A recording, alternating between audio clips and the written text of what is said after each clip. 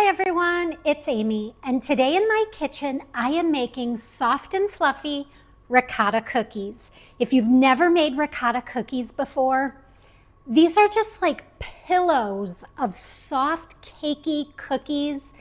You're gonna love them. They have a vanilla icing over the top, and they are an Italian classic. So let's get started. All right, in a mixing bowl, you're going to add 2 cups of granulated sugar with 1 cup of softened butter. And I like to use unsalted butter in my baking. It just allows you to control the salt as needed. We're gonna blend this until it's light and fluffy. You really want to make sure that that sugar gets incorporated with the butter. So once you see that there's no loose sugar in your mixture, you can stop the mixing because we're going to beat it again once we add in the eggs and ricotta cheese. Next up, you're adding 2 eggs, a whole container, which is 15 ounces of ricotta cheese.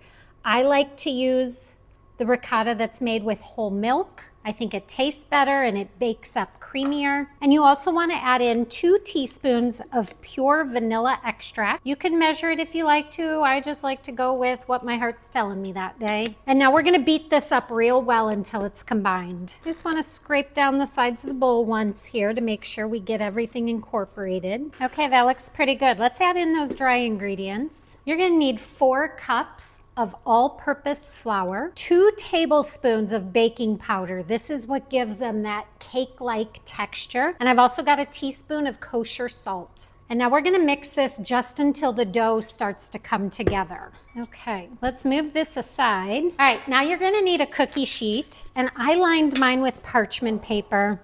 You can use a sill pad if you prefer. And you're gonna take a small cookie scoop. This is about 1.5 tablespoons. And you're gonna drop the cookie dough onto your parchment paper, making them a couple inches apart. You're just gonna do that until your cookie sheet is filled.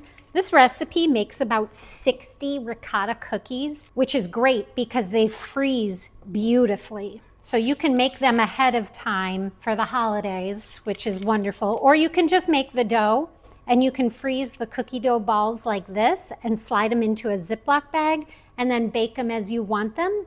I love to use a cookie scoop because it helps make sure that your cookies are all the same size, which means when you're baking them, they're all going to bake evenly. Okay, this is going to go into a 350-degree oven for anywhere between 13 and 15 minutes. You want just the bottoms of the cookies to start to brown, but not the tops. So I'll be back. All right, these are hot and fresh out of the oven. We're gonna let them cool on the pan for a minute and then move them all to the wire rack where we will cool them completely before adding the icing. Okay, welcome back. The cookies are cooling. They're mostly cooled.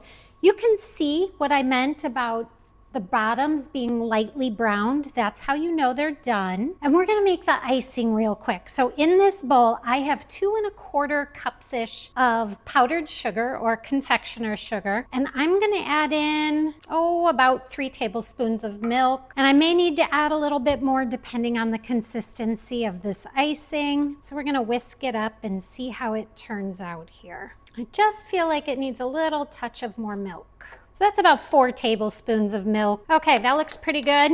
You can see the consistency there. Not super runny, but also thick. And now we're just gonna put a little bit on the tops of each cookie, just like that. Add a few sprinkles, and we're gonna repeat it for all these cookies. You could also dip the tops into the icing. You can take a small cookie scoop and just spoon the icing on. And then you're just gonna let these sit until the icing starts to harden. Usually by the time I'm done with all of them, the first ones here have hardened. Now what I love about the ricotta cookie is that with this icing, you can use any kind of sprinkles you want. So if it's Christmas time, add some Christmas sprinkles. If it's Easter, add Easter and pastel sprinkles. If it's a kid's birthday, let them choose the sprinkles.